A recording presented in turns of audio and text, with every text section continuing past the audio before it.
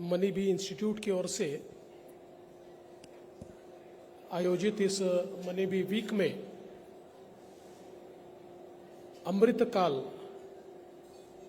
Visualising India at 100 एक बहुत ही अच्छा कार्यक्रम आयोजित किया गया। और अभी अभी हमने हम सभी के लाडले नेता श्री नितिन जी गडकरी इनका मार्गदर्शन सुना।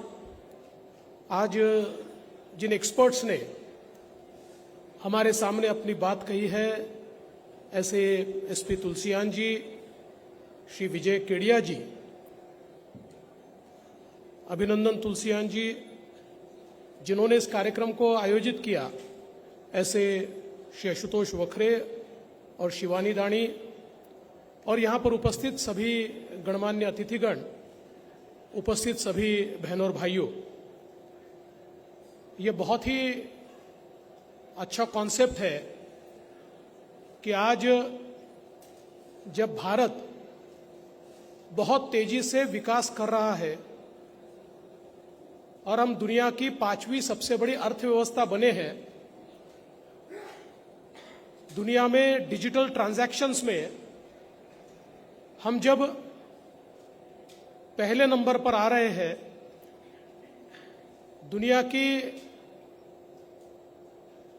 स्टार्टअप इकोसिस्टम में अब चाइना के बाद हमारा नंबर आता है, और एक प्रकार से दुनिया की सबसे तेजी से बढ़ती हुई अर्थव्यवस्था ये भारत की अर्थव्यवस्था है।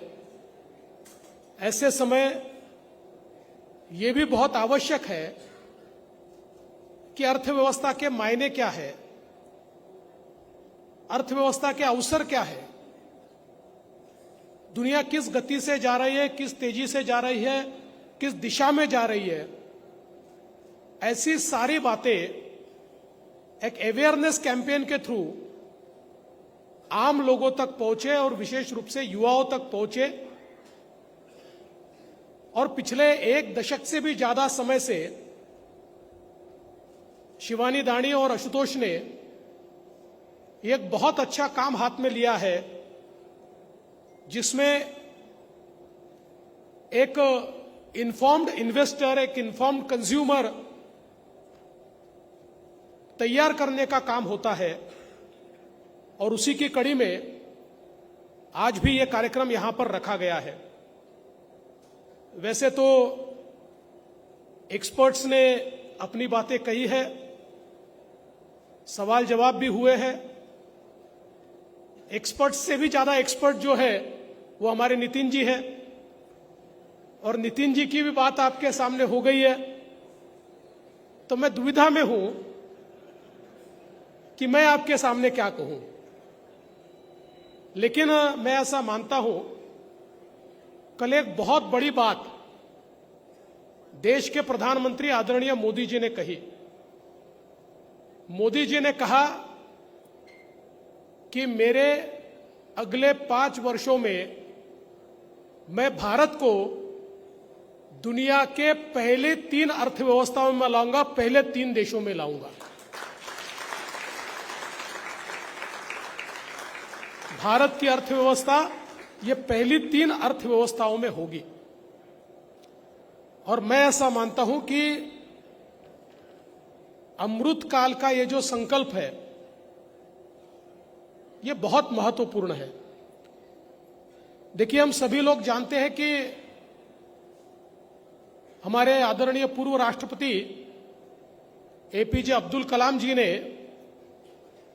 एक विजुअलाइजेशन किया था, इंडिया एट 2020, 2020 का भारत, और 2020 के भारत को क्या अवसर है और उस ओर जाने का रास्ता क्या है, ये उन्होंने हमको बताया था। और उस समय उन्होंने एक डेमोग्राफिक डिविडेंड की बात की थी कि देश के अंदर जब 65% लोग युवा हो, जो कार्यबल के रूप में, मानव संसाधन के रूप में विकसित हो सकते हैं, इस प्रकार के एज ग्रुप में हो, तो भारत के लिए यह स्वर्णिम अवसर होगा। और यह अवसर कब शुरू हुआ? 2020 से यह अवसर शुरू हुआ कि जब हम दुनिया के सबसे युवा देश के रूप में हमारी डेमोग्राफी की रचना हुई। और मैं ऐसा मानता हूं कि दुनिया के इतिहास में जिन जिन देशों ने प्रगति की है, जो डेवलप्ड इकोनॉमीज है, उन डेवलप्ड इकोनॉमीज के डेवलपमेंट का काल अगर हम पता करें तो जब जब उनको डेमोग्राफिक डिविडेंड मिला, जब जब उनकी डेमोग्राफी ने इस प्रकार की युवा आयु वाले मानव संसाधन की परिकल्पना की, तभी उनका विकास हो पाया है। और वही अवसर हमको प्रदान हुआ। और मैं ऐसा मानता हूं कि ईश्वर की कोई अपनी व्यवस्था भी होती है। मैं तो ईश्वर को मानने वाला हूं और ईश्वर की अपनी व्यवस्था होती है। मैं इसलिए कहता हूं कि एपीजे अब्दुल कलाम जी ने तो कहा था, लेकिन 2020 की तैयारियां नहीं हो रही थी। हम लोग मिस करने वाले थे। We were about to miss the bus, miss the opportunity. हम लोग जानते हैं कि जब अपॉर्चुनिटी की ओर जाना था, उस समय देश में घोटालों का राज था। 2G, 3G, कोयला, पता नहीं कितने रोज घोटाले होते थे। हमारी अर्थव्यवस्था पूरे तरीके से चरमरा गई थी। और ऐसे समय प्रधानमंत्री मोदी जी का नेतृत्व देश को मिला और देश में परिवर्तन आया। ये जो डेमोग्राफिक डिविडेंड की बात है, इसको मोदी जी ने समझा और मोदी जी ने सबसे पहले कहा कि भारत का अवसर क्या है? डेमोग्राफी, डेमोक्रेसी और डिमांड। ये तीन चीजें भारत को अर्थव्यवस्था के शीर्ष पर लेकर जाएंगी। डेमोग्राफी हमारे साथ है, युवा मानव संसाधन हमारे पास है। हम लोकतांत्रिक देश है। दुनिया लोकतांत्रिक देशों के साथ जाना चाहती है। और 140 करोड़ का देश, यानी हम कंज्यूमर भी है, हमारे पास डिमांड भी है। दुनिया को भारत की ओर देखकर ही मार्केट की कल्पना करनी होगी, क्योंकि 140 कंज्यूमर का देश ये मार्केट को डिक्टेट भी करेगा, ये मार्केट को डिसाइड भी करेगा। ये मोदी जी ने पहचाना और ये जो त्रिसूत्र हमारे सामने रखा, डेमोक्रेसी, डेमोग्राफी एंड डिमांड, इसके आधार पर भारत ने चलना शुरू किया। और मात्र 9 वर्षों में हमारी भारत की अर्थव्यवस्था 11वें नंबर से दुनिया की 5वीं सबसे बड़ी अर्थव्यवस्था बनी। और जिन्होंने 250 साल हम पर राज किया, उस ब्रिटेन की अर्थव्यवस्था को भी हमने पीछे छोड़ दिया, उससे भी आगे हम चले गए और अब दुनिया की तीसरी अर्थव्यवस्था की ओर हम जा रहे। और यह अमृतकाल क्यों महत्व का है? मोदी जी कहते हैं कि India at 100, India in 2047 has to be a developed nation. It has to be a developed economy. और ये बात इसलिए महत्वपूर्ण है, मैं ऐसा मानता हूं कि एक ऐसे काल से हम गुजर रहे हैं, we can not miss anything. क्योंकि जो डेमोग्राफिक एडवांटेज होता है, ये कोई जिंदगी भर के लिए नहीं होता, इसका भी अपना एक समय होता है। जैसे डेमोग्राफिक एडवांटेज के आधार पर चाइना ने पिछले 30 वर्षों में इस प्रकार से प्रगति की, China became factory of world. दुनिया का 30% प्रोडक्शन ये चाइना में शुरू हुआ। दुनिया की सप्लाई चेन चाइना सेंट्रिक हुई। दुनिया के व्यापार पर चीन ने अपना कब्जा जमाया। लेकिन अब चाइना की डेमोग्राफी नीचे जा रही है, उल्टी जा रही है। अब चाइना में डिपेंडेंट्स की संख्या दिन ब दिन बढ़ रही है। और भारत के लिए भी हमारा जो अमृत काल है वो इसलिए महत्व का है 2020 से 2035 हमारे डेमोग्राफी का उच्चांक है 35 से 50 हमारी डेमोग्राफी स्टेबलाइज होने वाली है और 50 के बाद फिर हमारे यहां भी डिपेंडेंट्स की संख्या धीरे धीरे बढ़ेगी। तो व्यक्ति प्रगति कब कर सकता है?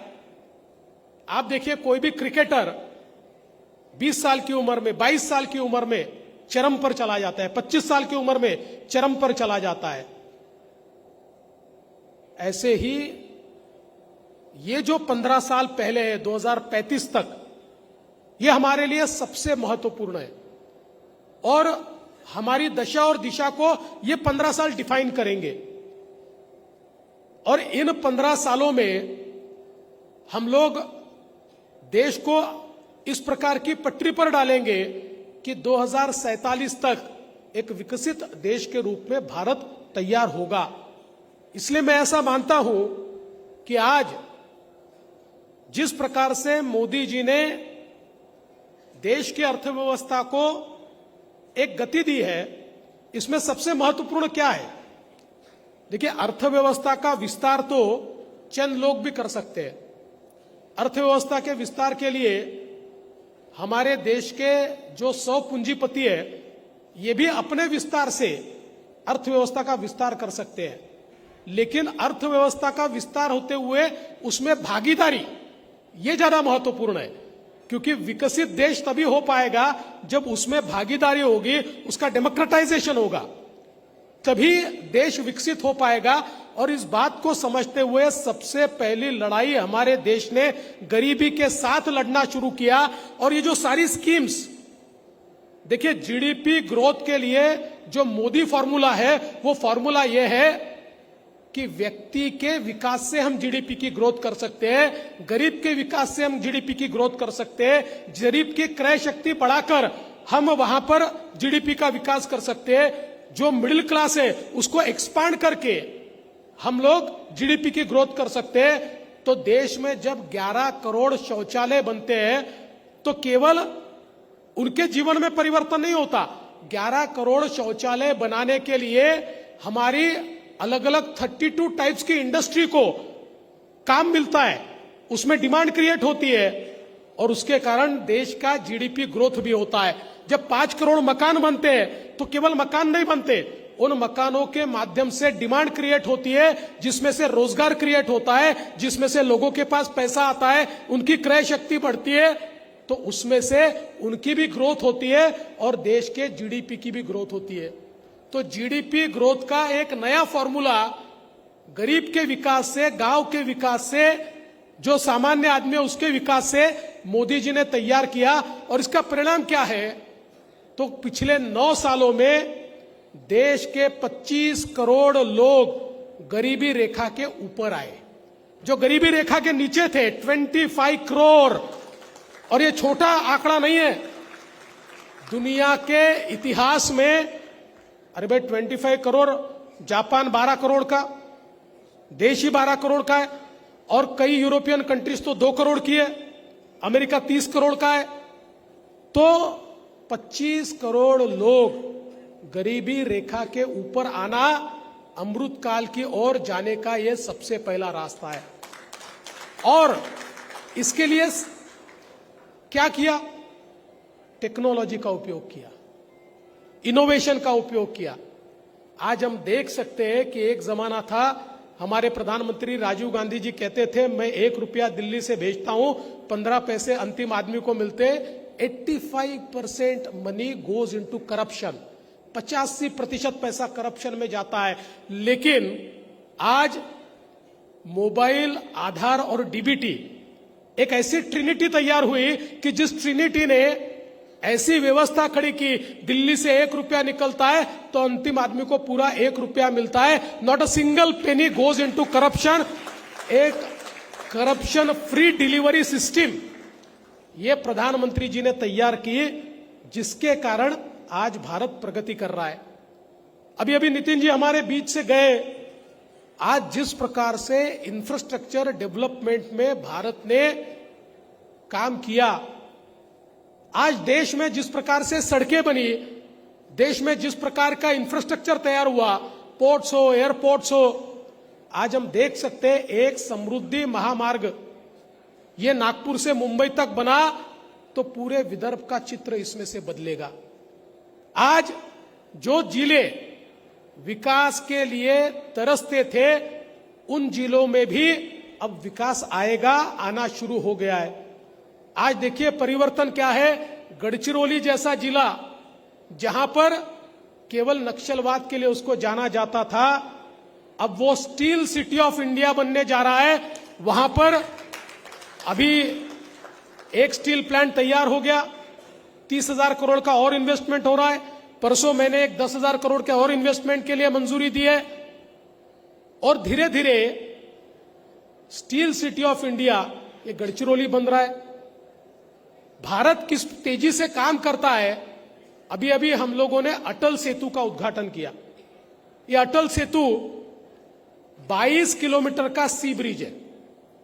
ये देश का सबसे लंबा सेतु है। जिस समय मैं मुख्यमंत्री था उस समय हमने इसकी शुरुआत की थी और कोविड का काल छोड़ दे तो मात्र 4.5 वर्षों में हमने अटल सेतु का काम पूरा कर दिया और 22 किलोमीटर का सी ब्रिज बनने से लोगों को जो 60 किलोमीटर घूमकर जाना पड़ता था उसकी जगह 22 किलोमीटर में वो जाते हैं, 2.5 घंटे लगते थे, अब 22 किलोमीटर पार करने को 15 मिनट लगते हैं। तो लोगों का पैसा भी बचा, श्रम भी बचा और क्वालिटी ऑफ लाइफ भी सुधरी। हम लोग कभी सोचते नहीं थे कि देश में मेट्रो का इतना नेटवर्क तैयार होगा। आज देखिए नागपुर हो, मुंबई हो, पूना हो, देश के कोने कोने में मोदी जी ने मेट्रो का नेटवर्क पहुंचाया। हमको पब्लिक ट्रांसपोर्ट भी मिला और वो भी ग्रीन पब्लिक ट्रांसपोर्ट मिला, पोल्यूशन फ्री पब्लिक ट्रांसपोर्ट मिला, क्वालिटी पब्लिक ट्रांसपोर्ट मिला।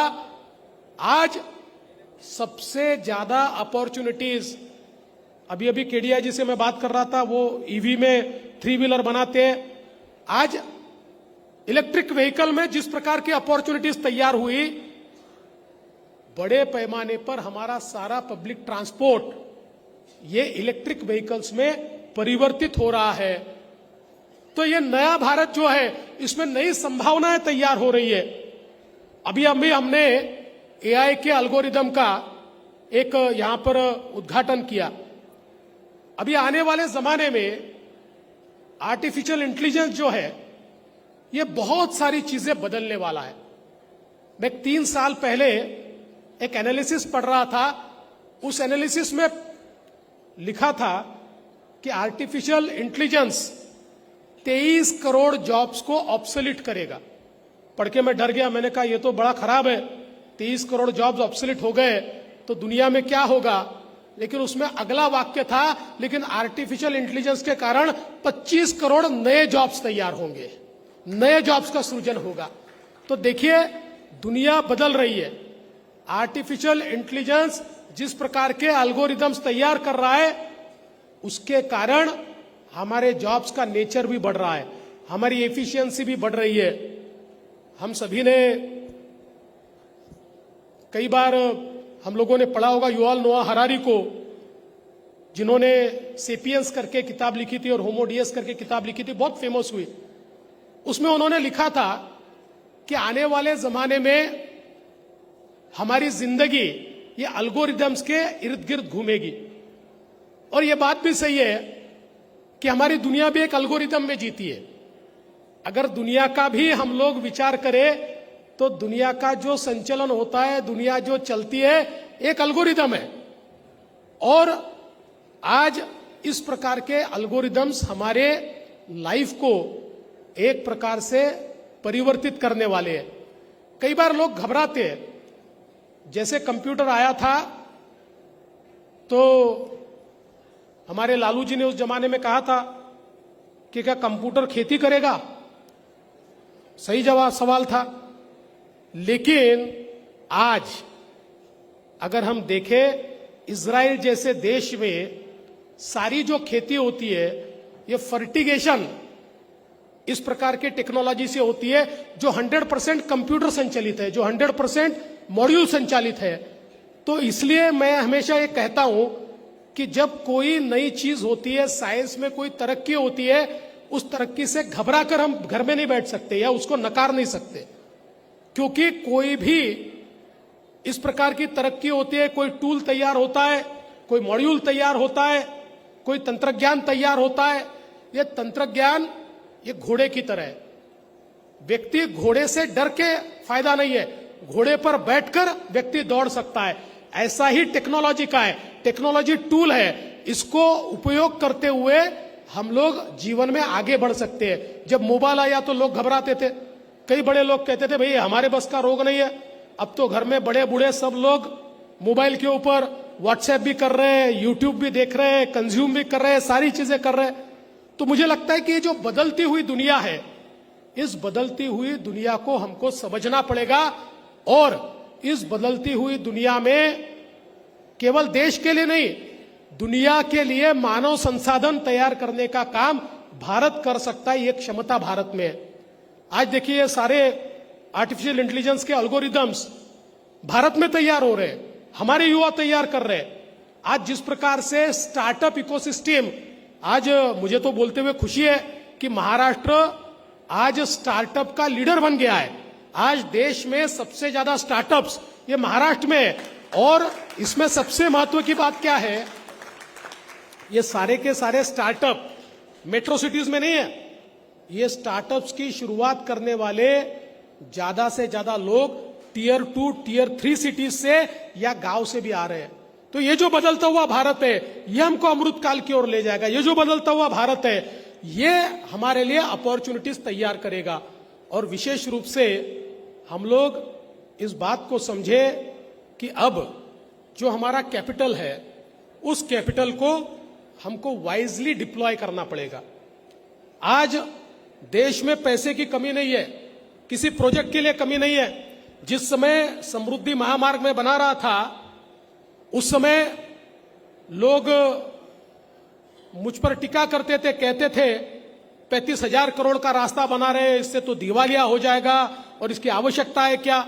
आज परिस्थिति यह है कि अभी रास्ता अंतिम 50 किलोमीटर उसके बचे हुए हैं, 55,000 करोड़ रुपए उस पर खर्चा हुआ है। आज ही रास्ता कंप्लीट होने से पहले उसको सिक्योरिटाइजेशन करने के लिए मेरे पास 50,000 करोड़ का ऑफर है आज ही।